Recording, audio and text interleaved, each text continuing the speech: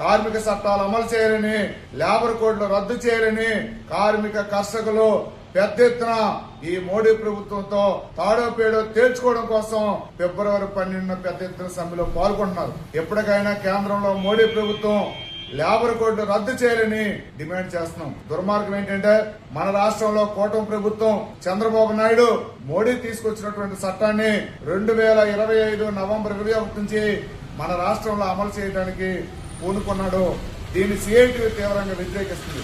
వెంటనే కార్మిక వ్యతిరేకమైనటువంటి లేబర్ కోడ్లు రద్దు చేయాలి, కార్మిక చట్టాలు అమలు చేయాలి, నిరుద్యోగ ఉపాధి అవకాశం కల్పించాలి, ధరలు తగ్గించాలి, అలాగే రైతాంగం పండించే పంటలకి గిట్టుబాటు ధర ఉండాలి, రైతు తాను పండించే వ్యవసాయంలో తన కూలీగా మార్చే చట్టాలని మార్పు చేయాలని సిఐటియు పెద్ద ఎత్తున డిమాండ్ చేస్తుంది.